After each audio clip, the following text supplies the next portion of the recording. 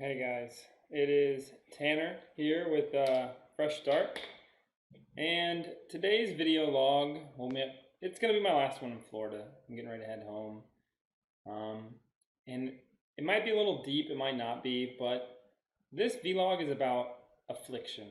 What is your affliction? Now, the Google definition of affliction is something that causes pain or suffering. And that might be dramatic, right? That might sound a little weird, and that's fine. But I figured I'd give you what my affliction is and some examples along the way, right? What are some things that cause me pain and suffering? The first one is medicine. Medicine it's what I love. I love medicine. I took a Hippocratic oath whenever I officially enrolled in medicine. I did all the basic sciences, the clinical medicine, I took all the exams, everything. But it really does cause me pain and suffering to see that 55, 65, 75-year-old man or woman who's struggled with obesity their entire life, with diabetes, with hypertension, hyperlipidemia. They have all these autoimmune disorders, and we just throw steroids at it because we refuse to admit that there's a better answer, right? Crohn's disease, ulcerative colitis, gastroenteritis. I mean, you name it, there is so many afflictions that we all suffer every single day, and the best option in 2020, we've saved billions of lives through vaccines. Vaccines alone.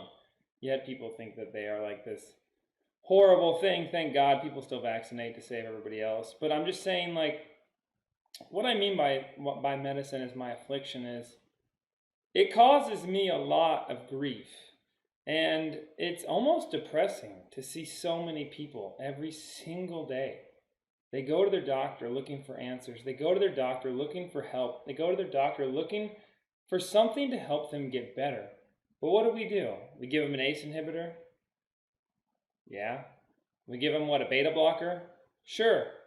Let's not fix their heart. Let's just reduce its conductivity enough that it doesn't beat so hard that they have angina or chest pain. You know what I mean? Let's not try to fix their kidneys. Let's just give them some things to make it not have to work necessarily as hard, so that way they're not symptomatic. Because symptomatic patients aren't fun. Those people aren't fun to deal with. People with pain, chronic pain, acute pain. Oh, we're good. You got acute pain? We can fix it right away, right? Chronic pain, essentially I want you to view that as things you've done to yourself. Now, that might sound or even seem like I'm being almost egotistical or harsh or combative, maybe? Combative? That might be the word that comes to mind, but one thing that I was grown up on is taking responsibility for your actions. I played baseball in the South. So one thing they always say, you made your bed, you got to sleep in it kind of thing, right? And that's a pretty hard pill to swallow. Like, we swallow all these other pills that they give us every single day, but swallowing the own pill that we made, like, that's not necessarily something we all want to do. But it's the first thing you got to do if you ever want to stop taking everything else. And I'm not saying you're going to be off every single medication for the rest of your life, but I am saying you can make a difference with your body. It doesn't matter if you're 80 years old. You can make a difference. We've been around for tens of thousands of years as a species. Our bodies are so smart, they're so resilient. There's people that can run a marathon every single day. I think the record was like every day for a week or maybe even 2 weeks, something like that. Like something crazy, right? Hell, I hate cardio. Make me run a mile, I don't want to do it. I'm not saying you should either. I'm just saying our bodies are capable of some of the most amazing things in the world because they're smart. And one thing medicine, I think as a whole that it does that really hurts me is it makes everybody think that our bodies are this mundane, primitive creature. Like that it's almost stupid. Like they're saying that our body is not intelligent, right? So I can make you run a mile. I can make you run a mile every single day. And every single day that you run that mile, it's going to get easier. Eventually, that mile is going to seem like it's nothing. It's not even going to be a blip on the radar for your body because your body is so good at adapting. And one way that our body adapts when we're sedentary, when we don't move, when we just eat whatever we want, it adapts to that. It adapts. It says we got this surplus, we might as well store it, right? But part of the medicine affliction that I have is we don't like pain, we don't like suffering, we don't like discipline, and hell, if our patients feel or unhappy, our bedside manner goes down. Our bedside manner goes down. Maybe a Yelp review says we're not good enough. You know what I mean? Student Doctor Network, which is what all medical students use, says some doctor's an asshole. Nobody wants that doctor. He gets bad reviews too. You get bad reviews, you don't get good patients, right? You don't get the patients, so that's why all these doctors just want to, I don't know, tell you exactly what you want to hear. Everything's going to be fine. Don't worry. This is so easy. Just take this. Everything's going to be okay. And that's wrong. That's really wrong. And it's really frustrating to me. Take somebody with hypertension. They smoked all their life. They're 65 years old. Maybe they have lung cancer. It's metastatic. Do I say, hey, just take this chemo, ride it out as long as you can? Is that the best way? Maybe we should try something different, Maybe we should try changing your exercise. Yeah, I know it hurts. But maybe it's good for you. Maybe changing your diet up. I don't know. Maybe you guys have heard of alkaline. Alkaline has to do with pH, right? There's a lot of Eastern medicine that takes into consideration pH balance. Being alkaline. Alkaline. What does it mean? And if you really want to dive into it, go for it. But essentially, alkaline, increasing your pH comes from eating more real food. Lots of greens and things of that nature. But what am I trying to say by this? Let's say I brought up the 65-year-old with cancer, right? Is he just dead? He's metastatic. He's dead. He's gone. Don't worry about him. He's beyond saving. Why is he beyond saving? Why are there people, thousands, that have been terminal? They are considered dead in the water, yet they've recovered. And they're the last people to make the news. Why? I don't know. Where's all the money in medicine? Is it pharmaceutical? Yeah, probably pharmaceutical companies. Yeah. Does it really help whenever you listen to people who failed chemotherapy, who've gotten better? Does it really help your cause? No. It's not going to help your cause. Why do you think they ban all these cancer treatments that are holistic medicine? Are those the best treatments? Maybe.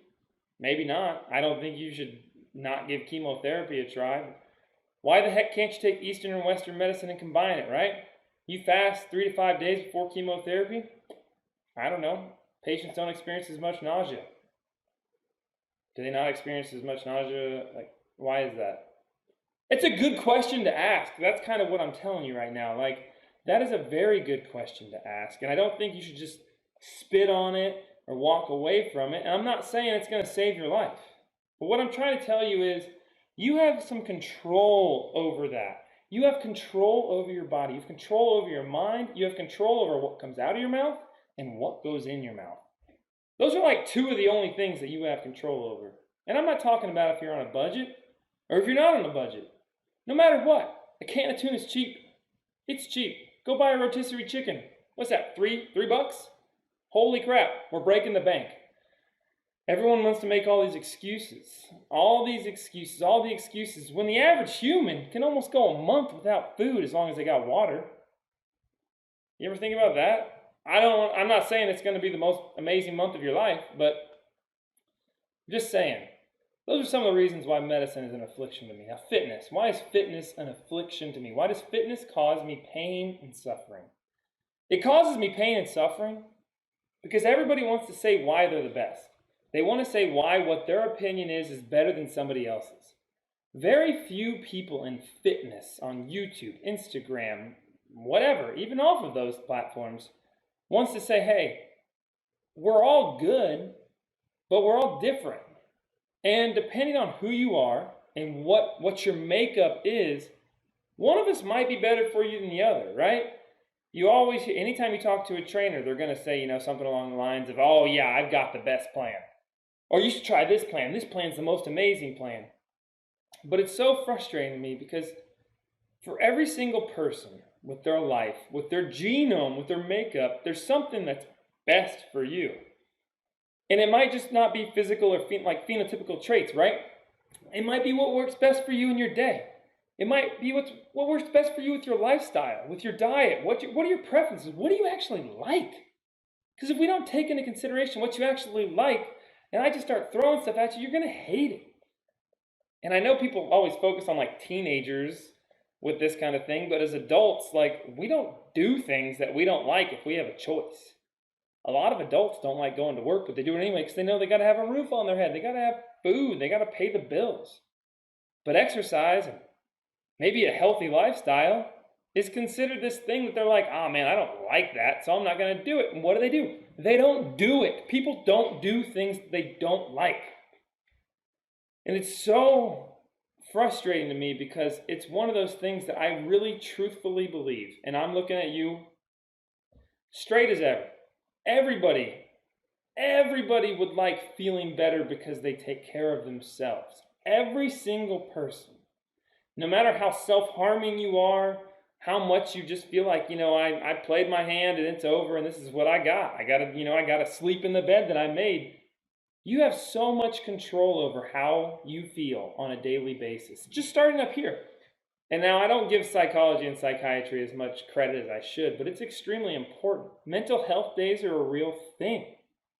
Mental health is just as important as physical health because they're completely and utterly related, yet we want to separate everything. We want to separate everything into a different certification, a different degree, different specialists. How many of you guys have went to a doctor and your GP's like, well, you got to go see this guy. No, and you got to go see this guy. And you got to go see this guy. 50 years ago, it was one dude just, closing his eyes and throwing a dart at the board in the dark, trying to figure it out, but he was on your side and he was going to figure it out no matter what. He was with you, right? Today, that's not the case. Today, that's not the case, and what you guys need to realize is you need to take some initiative over your body. You need to take some initiative over your mind, over your spirit, or your soul, whatever you believe. Like nobody else is, because I promise you, they don't care. The only thing they care about is that you make your payments. You make your payments. You have insurance. Are you either in the group or out of the group? I don't know. Make sure you see somebody that takes whatever money your insurance wants to throw at them. Heaven forbid you try to figure something out yourself. They don't like that. They don't like that at all. Talk to your doctor about fasting. See what they say. Some doctors might agree with you. I promise you it's not all of them. Not even close. Way less than half. You know how many medical students I've talked to about fasting? Look at me like I'm crazy. Pharmaceutical reps come in, they bring in lunch, and I'm just like, no, today's a fasting day. People look at me like I'm freaking mad. People have been fasting for thousands of years. Now, fasting for weight loss, I don't necessarily think it's the most amazing thing in the world, but I do think it helps your body prepare for weight loss. That's one thing I think really helps improve insulin sensitivity. When you fast, cortisol, growth hormone, norepinephrine, those are all elevated. Why do you think most people have heart attacks in the earliest in the morning, right? I think it's between noon and 5 a.m., something around there, right? But when you fast, your cortisol levels actually change. They peak midday. And does that mean anything to you? Probably not. All I'm telling you right now is what you do can change your physiology and how your body handles your day. My last video referenced a TED Talk.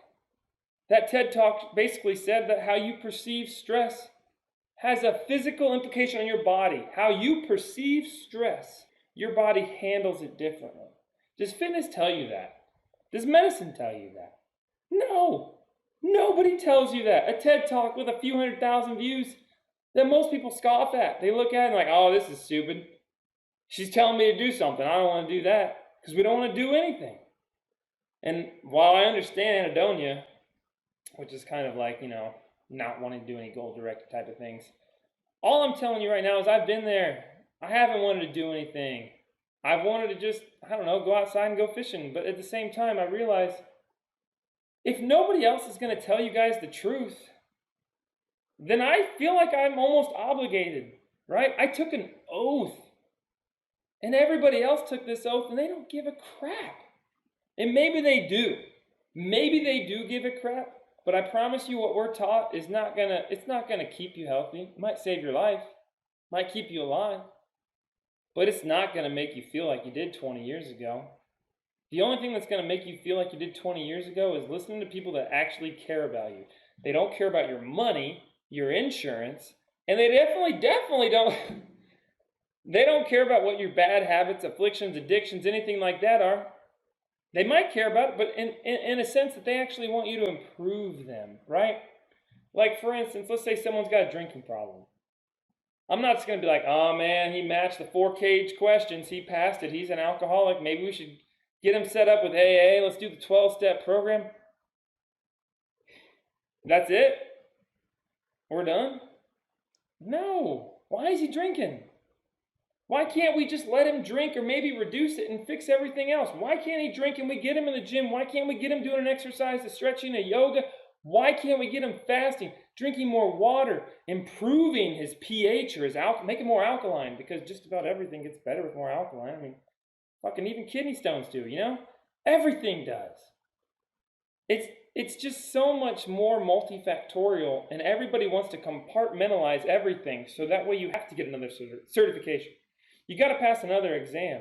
Nobody wants to speak about more facets of medicine than what they are for sure certified and comfortable in. Nobody wants to get out of their comfort zone, and that to me is an affliction. And next up I have health, and I've kind of addressed that. But what is health? Is health feeling good?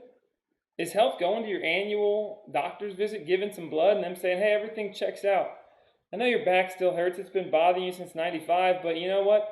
Your blood work's good. Cholesterol's good. You're still taking all your medication? Good. Oh, crap. HDL's a little low. Let's up this. LDL's a little high. Let's lower this or increase this or change this. Do they ever actually fix anything? No, they don't. And most people who start that medication stay on it until they no longer want to take it and eventually die from something that was trying to alleviate. And it really afflicts me. It really does. From me to you. And I can't tell you how to fix every single problem that's ever come your way. I can probably get you on the right path. I can give you a recommendation for everything in your life.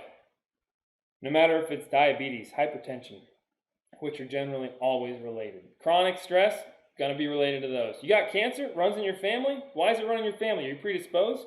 You're predisposed, you got a predisposition, means you're more likely to get it. Doesn't mean you're going to get it. It means you need to be more careful, more cognizant of what you're doing every single day, but it doesn't mean you're going to get it. But we use it as an excuse. Oh, diabetes runs in my family, so, it's just one of those things that's going to happen one of these days. Why does it have to happen? It doesn't. We are amazing creatures. We were created, we were designed, we evolved. Whatever you want to believe, I don't care personally. But we've come a long way. And for you to just be like, this is the hand I was dealt, it's ridiculous. Next affliction of mine, Eastern versus Western medicine. Eastern medicine. Eastern medicine is like voodoo, witch doctor stuff to most people. Western medicine to us is vaccines and antibiotics, right? Vaccines and antibiotics. Two of the most amazing things that we've ever done as a species. People dump on them all day long. There was a movement a few years back where people tried to say vaccines are terrible for you. I'll never vaccinate my kids. I bet you would if you saw somebody with polio. Probably. My parents used to have measles parties. I think it's like 1 in 10,000 people die of the measles. I don't know, let's do the math. That's a lot of people. A lot of people. Anyway, it's a ridiculous debate. I don't understand why people don't say. So here's a common thing that a lot of doctors say, that this is usually old timers, right? Western medicine is the Eastern medicine that works. And I like to add to that. I think Western medicine is the Eastern medicine that works, that we can also sell. That we can sell you guys. Let's say aspirin can cure cancer. There were studies done in Canada that were basically about that. There's a documentary made about how aspirin was being used to fight certain cancers. What happened to the research? It's gone. It's gone. I don't know what happened to it. I don't know if I'm at risk for telling you guys that was a thing, but it was a thing. Aspirin's cheap. Aspirin's one of the most amazing substances on the entire planet.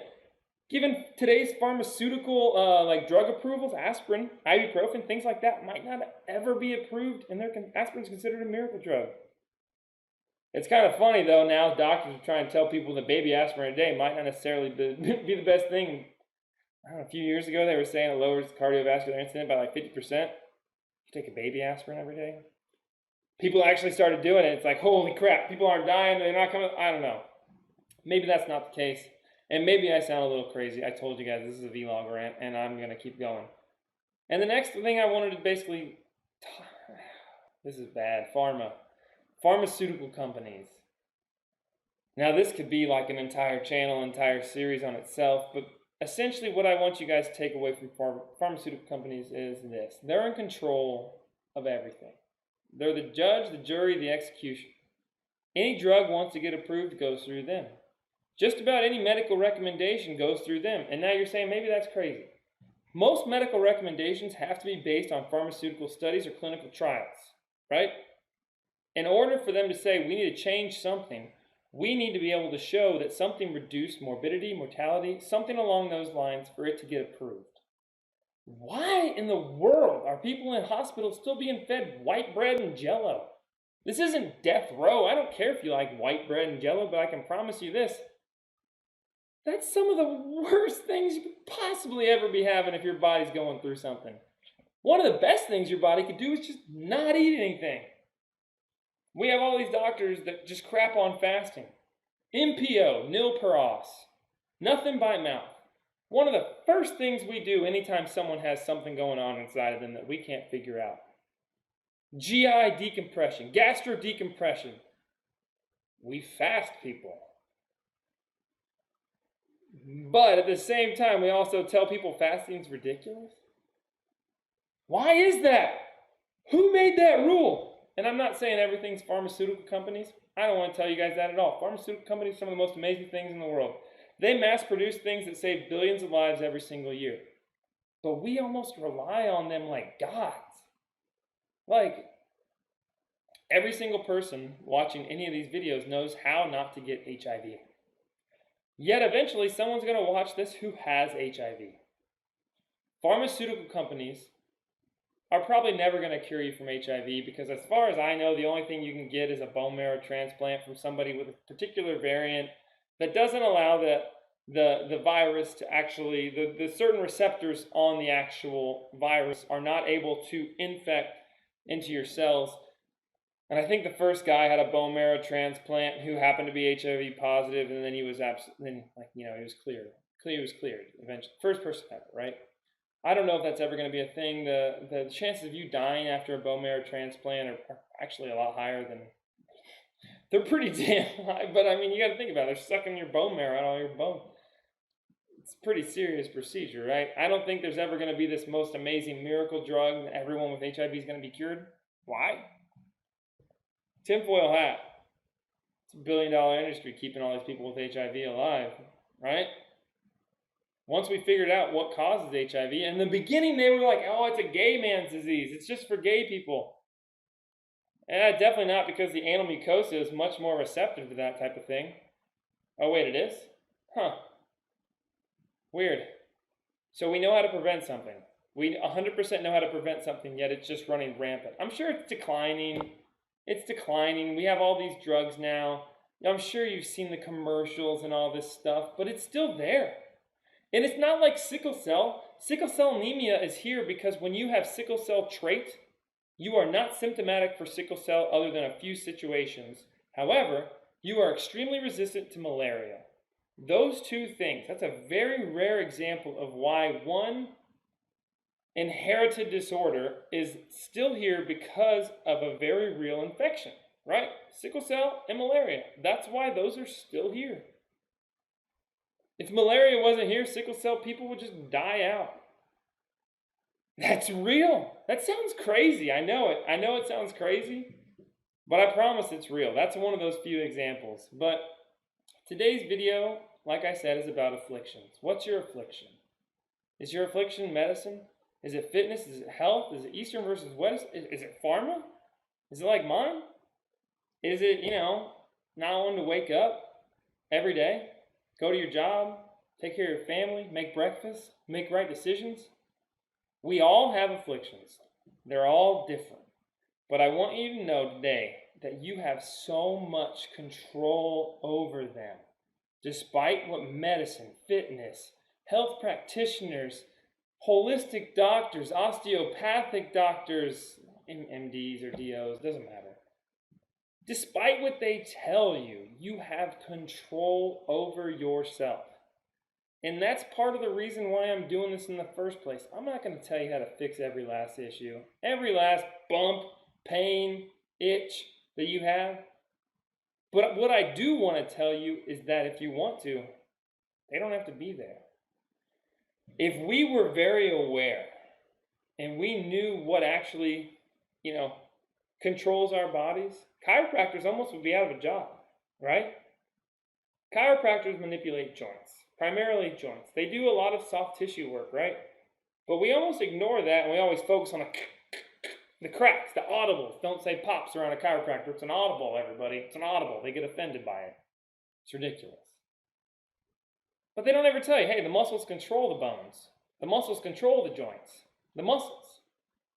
Now, I'll just see you 3 times a week for, 6 months. What's your insurance say? Your insurance says you come here for what, 6 weeks? All right, I'll see you 2 to 3 times a week for 6 weeks, and then I'll see you later, unless you want to pay.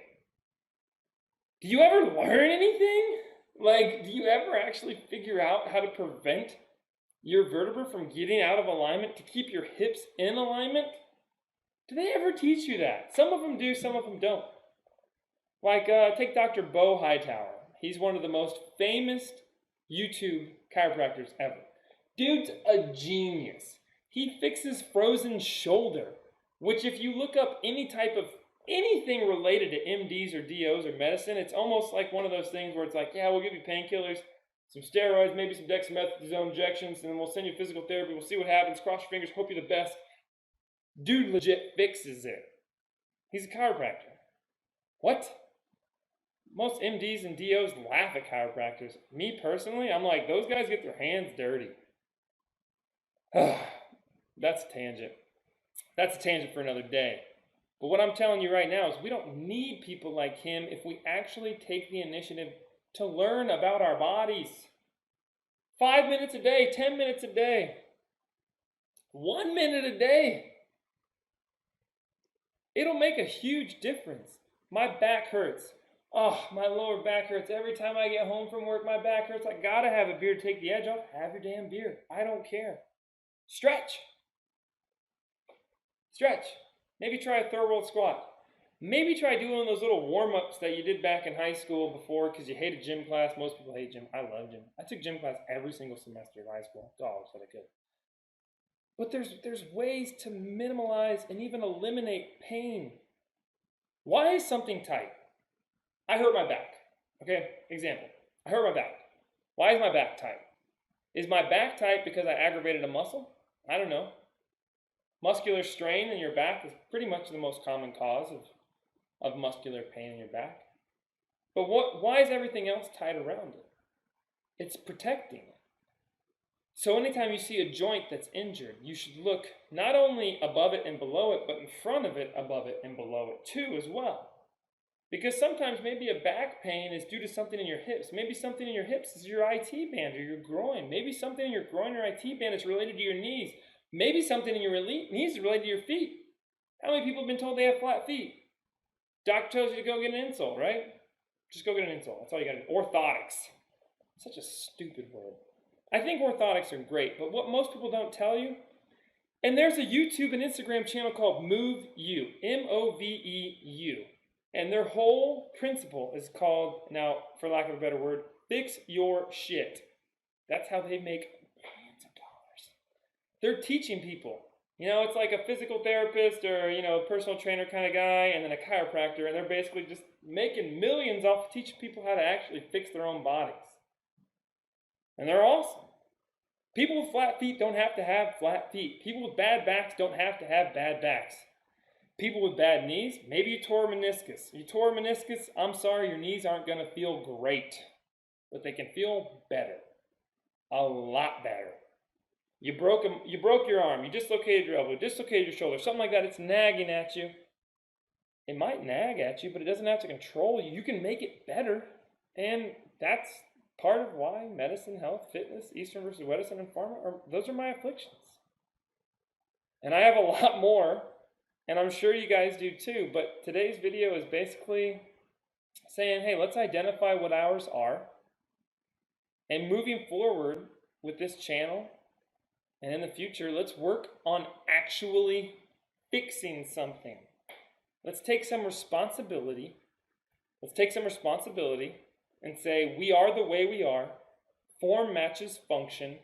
We've done things to our bodies and we can fix them. Those pills, view them as supplements.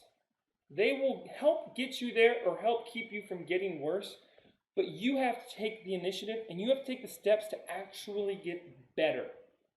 That is my entire, I don't even know what I should call it. You know, my saying, my seance, something along those lines. That's my whole thing is, I want to help you get better. I would love for me to be able to put you guys on a program to where you never have to hear my voice ever again because you've learned everything you need to know. And that sounds almost kind of ridiculous from a profit margin standpoint, but that's my goal.